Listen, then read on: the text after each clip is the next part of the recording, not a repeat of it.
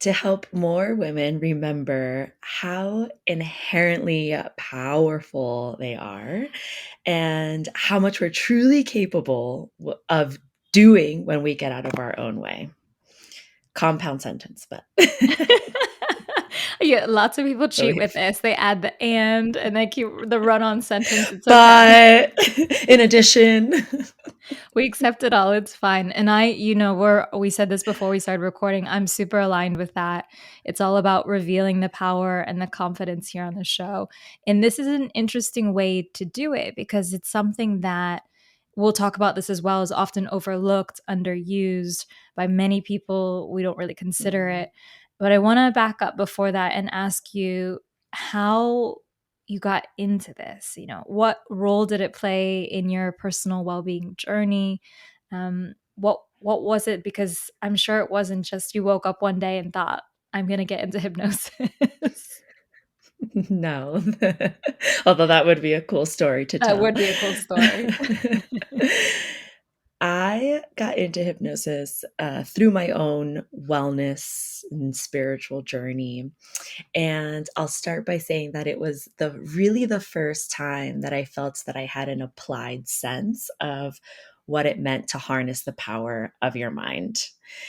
And in my wellness journey, one of the many directions that it kind of took me in the deep dives and the rabbit holes was to really learn about consciousness and what it means and where does it come from and this notion that there's so much more there than meets the eye. And I remember when I first started kind of exploring these concepts in a lighter way in like high school, and then in college I became kind of obsessed with like quantum physics. I was like, what does that mean if nature is not really as we see it and we can shape it and we can bend it?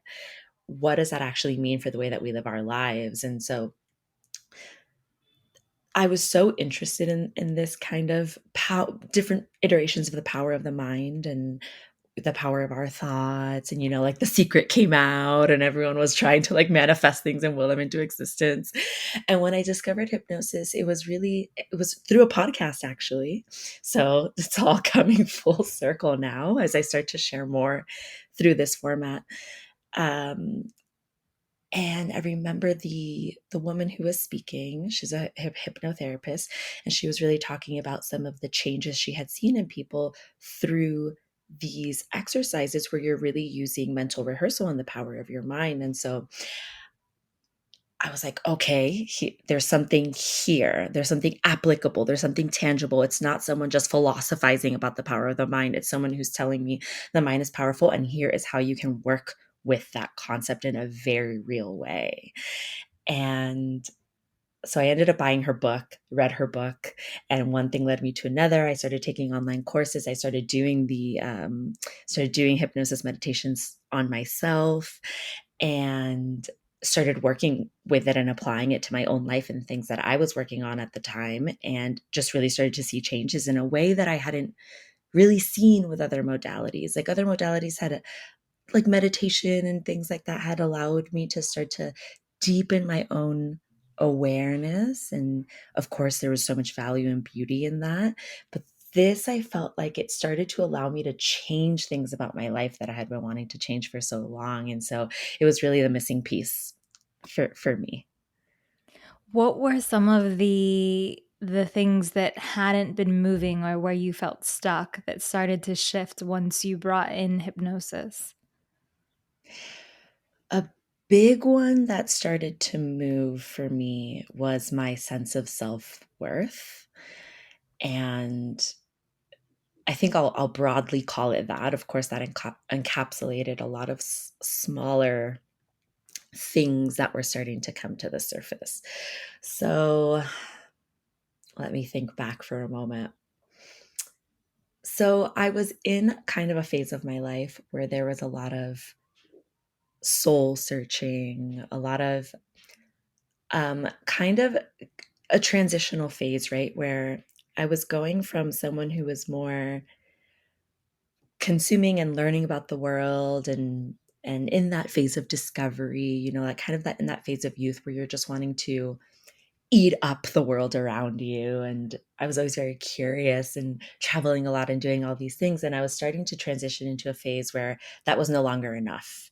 I wanted to start to give back and create and be of service. That was a calling that I felt in my heart and my soul. I want to be of service. I want to do something with my time. I want to start to not just consume experiences and learn, but also give back and shape the world around me in ways that are for the common good. And when I started to really have that drive in me, at the same time, I felt all of this like feeling of not enoughness come up, or, well, I want to be of service, but I don't have anything to share with the world. And or the ideas that I would have about what I wanted to share, I never felt that they were good enough, and I would question myself, and I had this strong inner critic in my mind, and imposter syndrome and self-doubt and anxieties and all of these things that, I thought I was alone in feeling them. But the more and more that I do this work, the more that I see that so many people grapple with these inner narratives and these inner false stories. And especially as women, I think that we are more likely to question our ideas or hold ourselves back or be more apologetic about taking up space and have more of these feelings of unworthiness come up because of a whole other tangent, which is that I think that society makes us feel that way because it doesn't value these more kind of feminine qualities that are the ways in which we move in the world. And so I started to feel all of that rise to the surface and kind of rear its head. And while my wellness journey had helped me be able to start to have a deeper understanding and to be able to put some space in between myself and my thoughts, I just really hadn't been able to shift the way that I felt about myself from the inside. And I saw how much this was keeping me back in my life. It was like keeping me from taking action, or keeping me from taking action that felt very aligned and good in my heart and in my soul. And so when I started doing these tools and working with changing my inner narrative and kind of pivoting the way that I felt and envisioning myself as future self, and we'll talk about this more, but hypnosis involves a lot of visualization and seeing yourself as if, and changing your inner narrative and working with metaphor and all of these things. When I started incorporating that, I just really started to shift the way that I felt, the quality of my thoughts, the quality of my daily experience, the texture of my life. It all started to deeply shift in a way that I just had not experienced before. And so it really, like, how to communicate the value of a shift like that. It meant everything. It just completely changed the way that I felt and moved and operated. And that felt really, really profound and important. And so I was like, why aren't more people talking about this? Like, this is really, truly incredible. We need more, more people could be using this tool. And, that kind of led me on that other journey. It's the it's not an example, but the story you've shared, it resonates a lot because you've shared probably the biggest block that everyone listening, especially as women, feel. That sense of not being worthy enough, not knowing enough, not being strong enough, all of that fear. And it's so deep in the subconscious too, that you're right. Yeah. It's not easy to just journal and hope it goes away, or just reflect and hope it goes away, or just do a workout and hope it goes away. It is very much about getting deeper. And so I really admire and resonate with that. I think that that's a beautiful thing that you overcame, and you're helping other people to do it. And it begs the question now, how does it work? How does Yeah. hypnosis work? What's involved? I understand this could be hours of conversation, but in the limited space of time that we have, for someone who doesn't know, how does hypnosis work? Yes.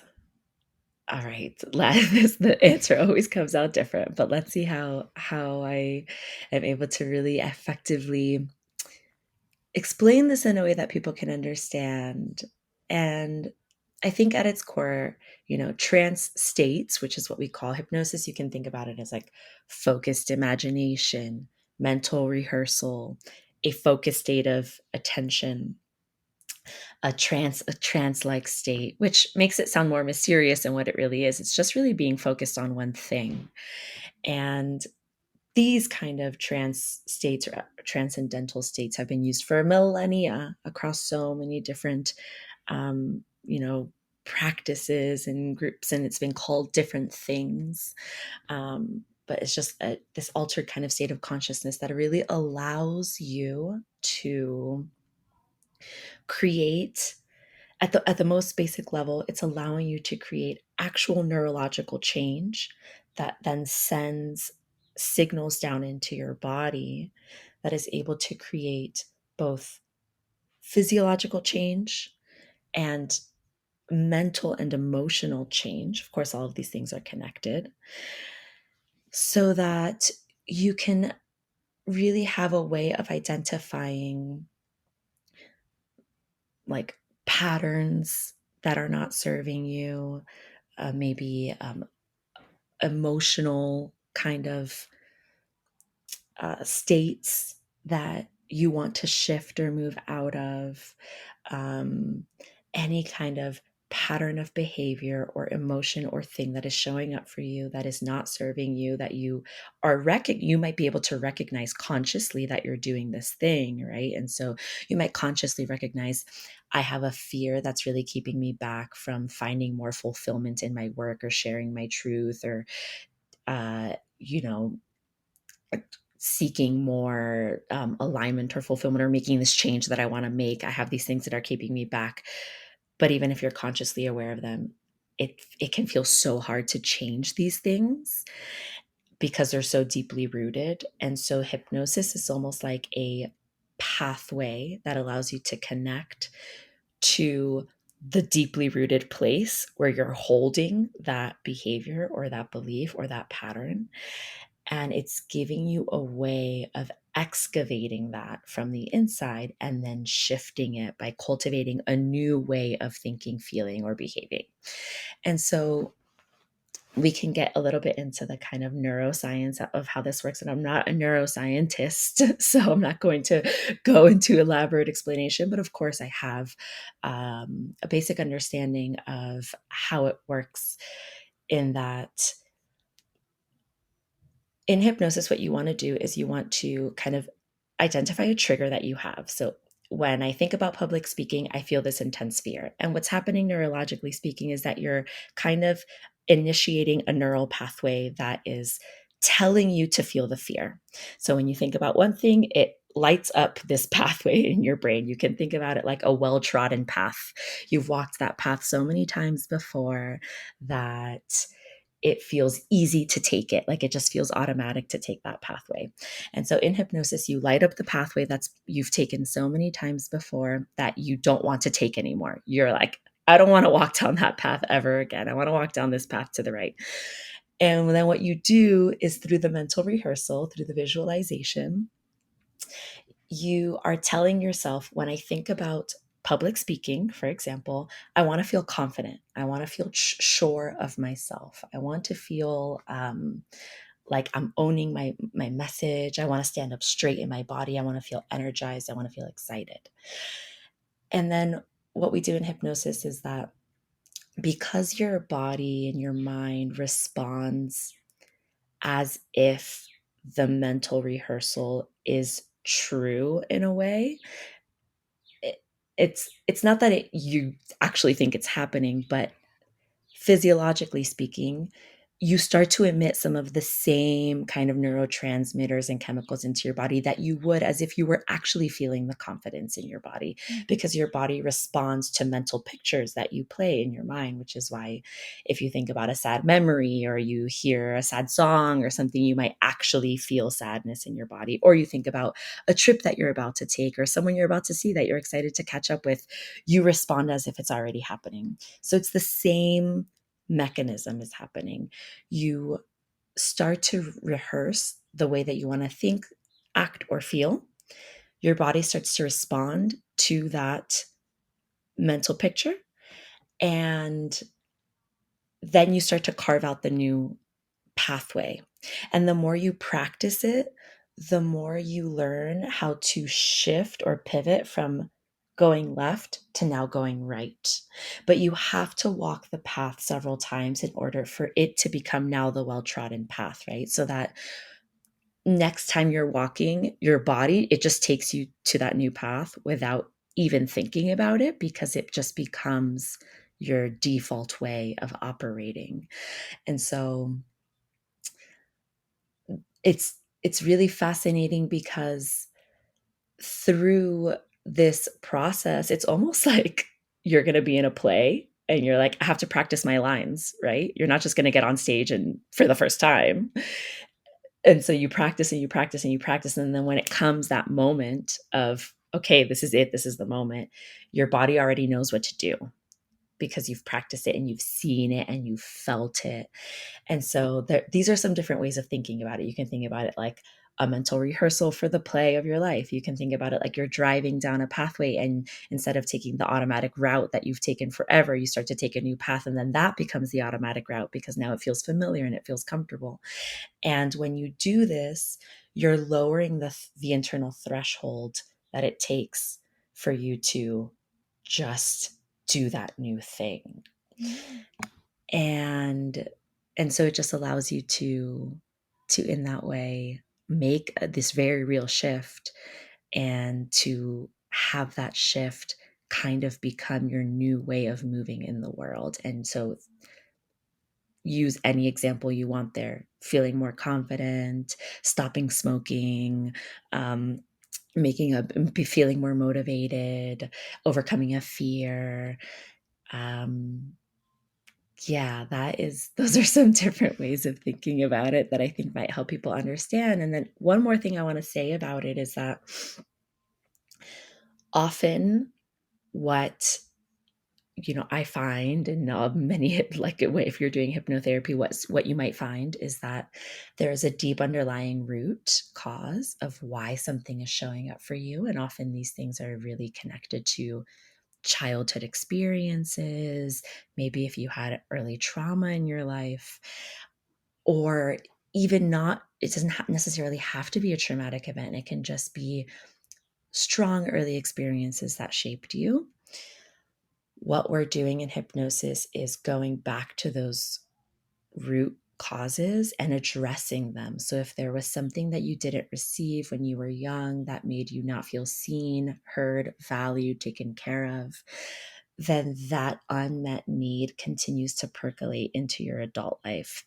And so with hypnotherapy, how that works is that you are allowing your subconscious mind to show you why something is coming up for you. And then through these tools and techniques, you're addressing those unmet needs so that that part of you that is still kind of asking for your attention can receive what it needs in order to heal and close and integrate, and kind of, it's like closing an open wound so that it's not kind of percolating up to the surface anymore. And festering, yeah. It's so interesting because I've heard this before about how you're essentially creating this new neural pathway, and I think the analogies you used were really good. A new pathway that you take. How does it differ when you're doing hypnotherapy? How does it differ to classic therapy, for example? Because in both those instances, you're going back through the trauma, you're reflecting, you're learning, you're helping your current self feel safe. What is the difference there? Because I'm imagining, I know it's not this way, but you imagine in a cartoon where they have like the machine and the winding eye, and it's making you pass out, and then you just start ranting about all these things that you forgot. But I'm sure that it's not quite that way. Yeah. I mean, of course, it depends on the style of therapy. There are many different types of therapy. And one, I want to think about this for a moment. So I think like talking about, let's compare to talk therapy, for example. I I think that one of the values and what you might really be able to obtain from something like talk therapy is a greater understanding of just yourself and your patterns, and being able to hear yourself talk and hear things that come up, and maybe more self-awareness and having someone that you can talk through different things in your life with. However, I feel like there's so many people that I know that have been in talk therapy for 10 years, and or just like super long stretches of time, and they're still kind of facing the same patterns or things that are coming up for them. I know personally, I've had several people come to me because they've tried other forms of therapy for so long, but they haven't seen the change that they're seeking. And so I think, in my opinion, one of the really important distinctions is that hypnosis is very future oriented. The idea is not that you're coming in and rehashing something. You're not trying to continue to understand something with your rational mind. And as a kind of a quick side note to that, is that often your conscious mind doesn't actually know what's happening. Your conscious mind is trying to make rational justifications for an underlying behavior that it doesn't fully understand.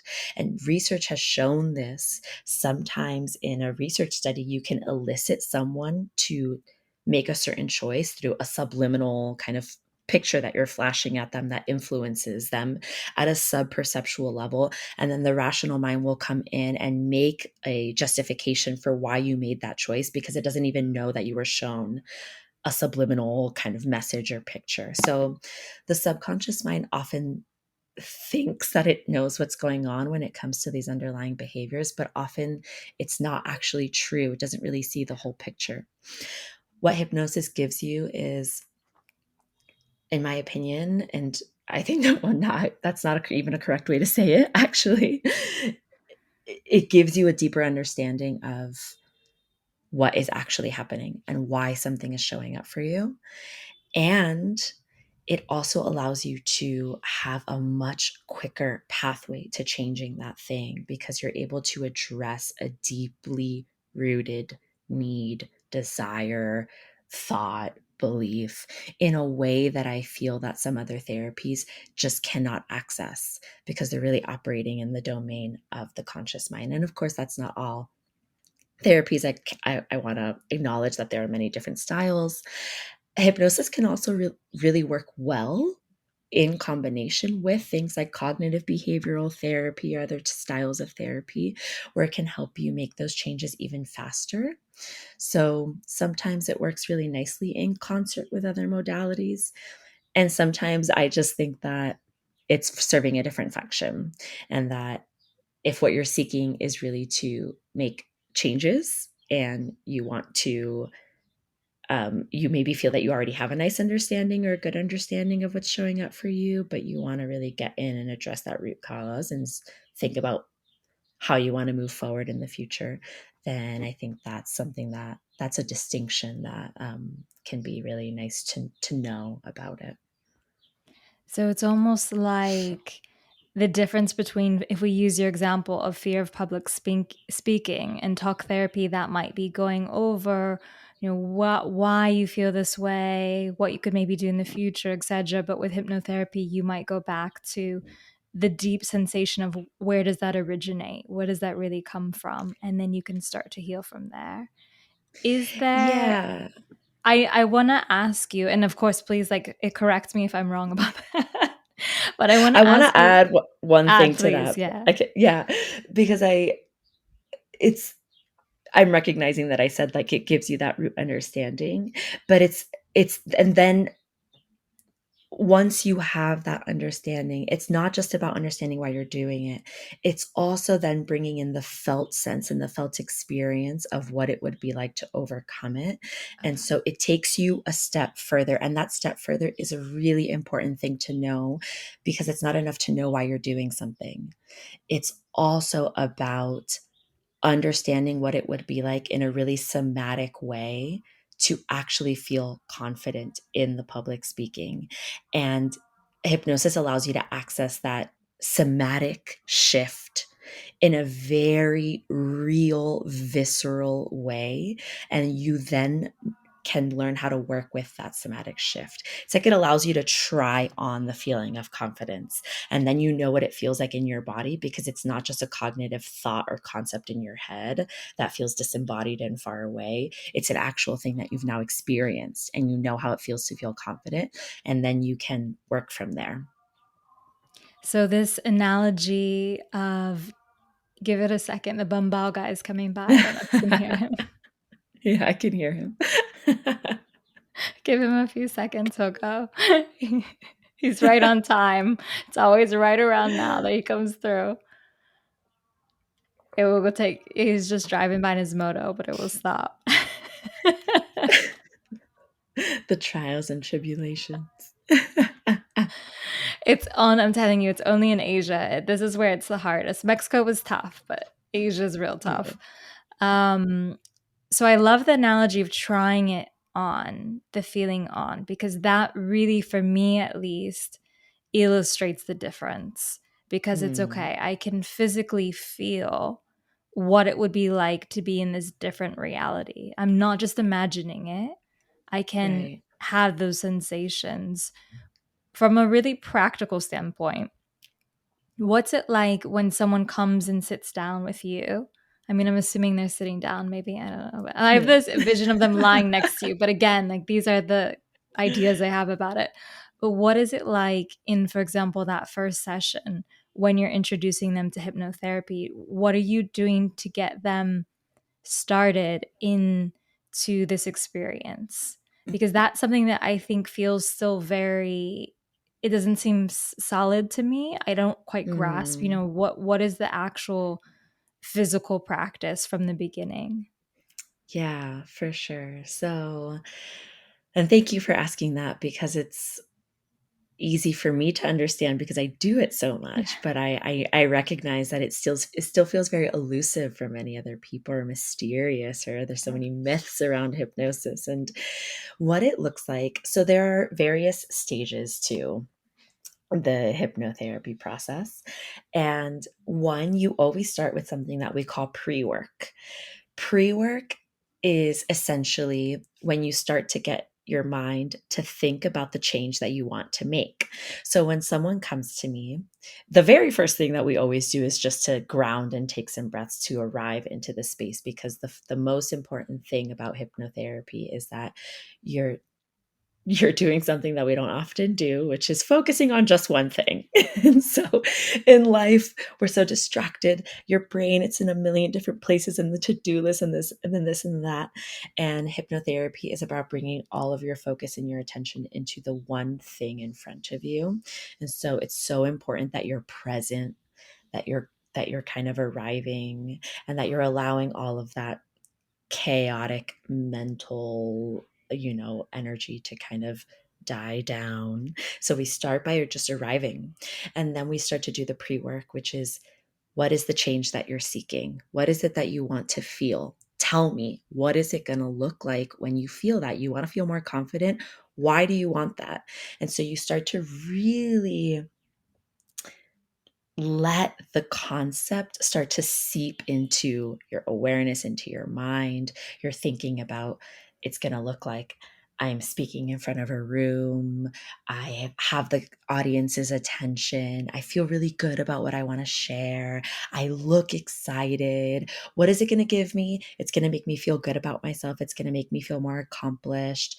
And so you're really diving into this and letting the concept sink into your mind. And what that's doing is it's also priming you for then the hypnosis meditation that will shortly begin to enter, right? So you're giving yourself like the fuel that's going to allow the journey to take you into this kind of concept in a deeper way.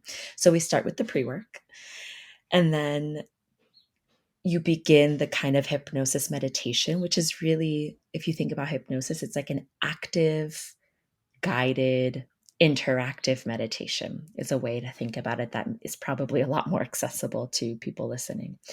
And so we start with what we call an induction. An induction in hypnosis is that initial descent into the alpha and the theta brainwave states, which is where you really start to be able to get these deeper insights.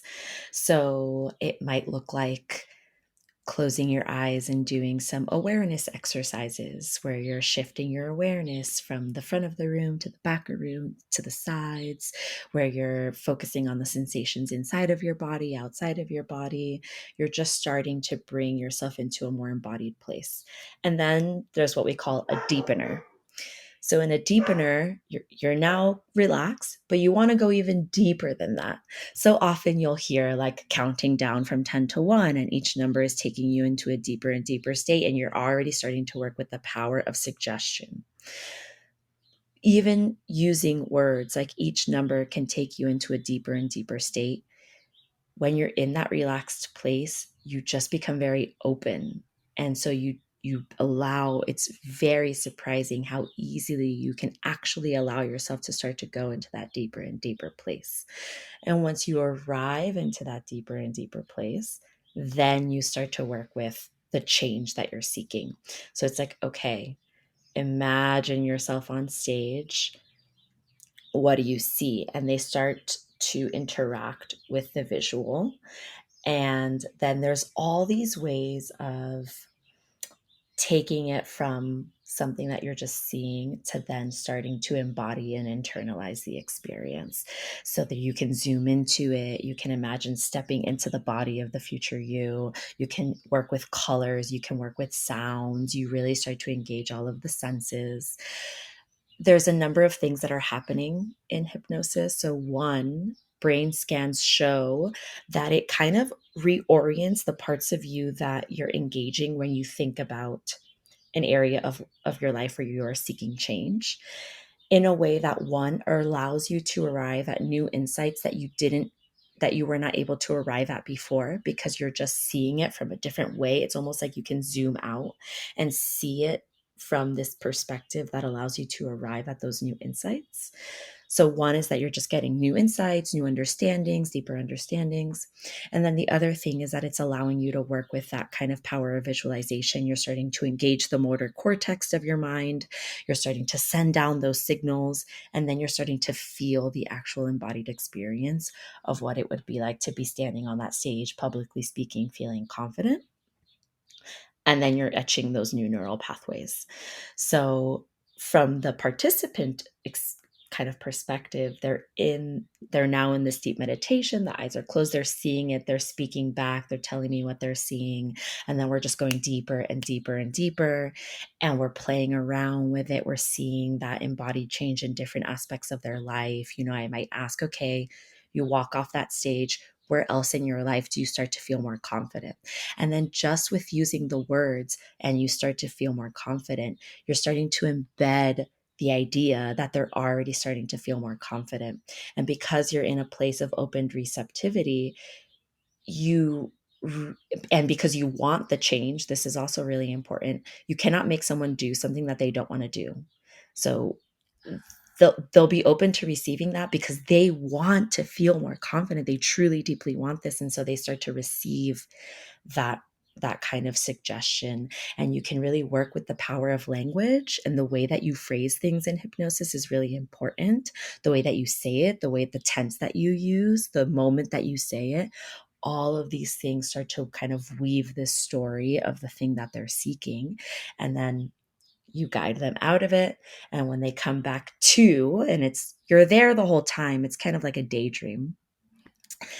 They feel it. They already feel the energetic shift or the somatic shift. They're like, oh yeah, okay, I feel this kind of buzzing in my chest. I feel like my spine is like more straight. I feel excited. I feel how it is that I'm going to feel when I have that moment. And then it allows them to act from that place instead of from the person that's scared or shy or dealing with the sense of unworthiness. And so it's this really fascinating thing where you kind of become the person that you're wanting to be. And then you're acting from the embodied perspective of that version of you. So it's the pre-work first, then it's these 3 phases you go through. And in this, what's interesting part of that you mentioned is you can't suggest something to someone that they don't want to do. And I feel that's one of the biggest myths about hypnosis that I've had as well is that someone can just suggest you do something and you'll do it because your mind is receptive. But you're saying that, in fact, a crucial part is they really have to want whatever you're suggesting. Yeah, exactly. Yeah, otherwise your subconscious kind of rejects the suggestion. So for example, I've heard so many stories of, I don't focus on quitting smoking, but there are hypnotherapists who really do. And I've heard so many stories of like a man came in because his wife wanted him to quit smoking.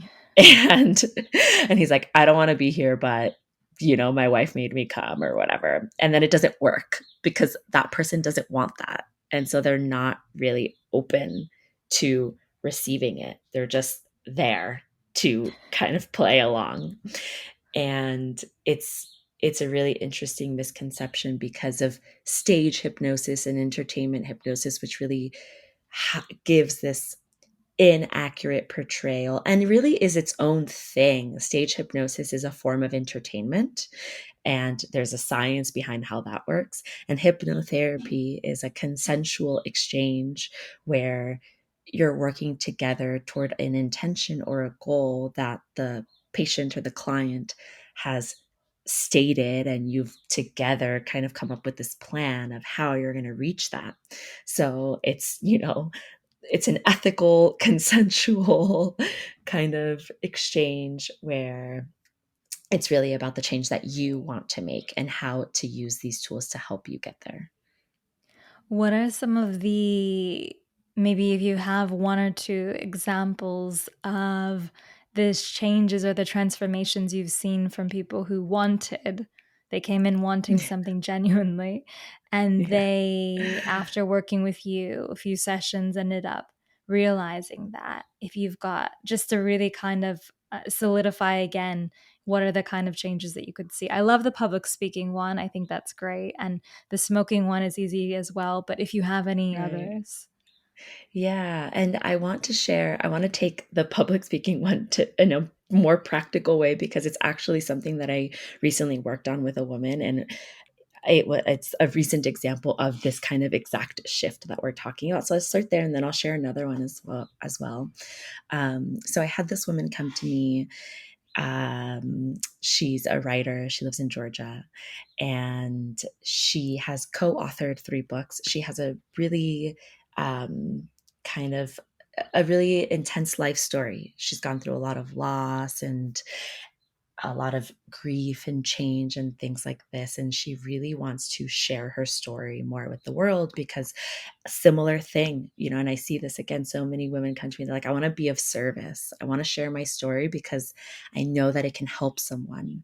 There's someone out there, and this story, it's not for me, it's for them. And, this is the words that she used. The story is for the people out there who need to hear it, who are going through it. And they need to see themselves in someone else's story. So she's co-authored these 3 books, but she has a dream of writing her own book. And she wants to start sharing her story more publicly. And one of the ways in which she wanted to do that was to start to do it on social media and start to kind of just share, put herself out there, speak more. And she's done speaking in the past, but this was kind of a new domain for her. And so she came to me and she's like, I have this really intense fear, and she's given me permission to share this story.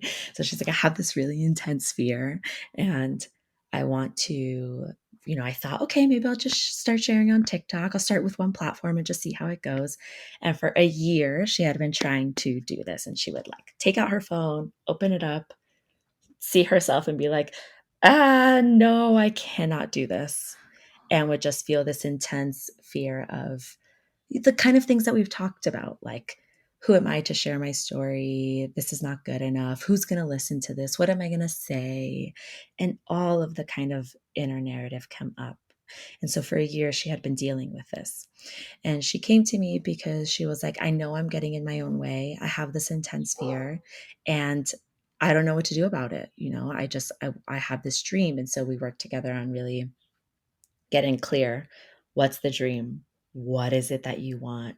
Why do you want to share this story? Getting to the heart and the why. And it's not about TikTok. It's never about that. It's about owning your voice and doing the thing that you want to do and following your dharma, your truth, your purpose, whatever it is that you want to call it. And so taking the TikTok or the social media aside, it's about the bigger vision. And so we started working on this. And after just 2 sessions, and we did exactly what I just walked you through, imagining what it would look like to pick up the phone, imagining what it would look like to feel confident, remembering why she wants to share, remembering the truth that's sitting in her soul that's like begging to be expressed. And after 2 sessions, she comes to me and she's like, I I did it. She's like, I just opened my phone and I shared and I started sharing and telling about my story and all of this stuff. And I'm like, how did it feel? She was like, amazing.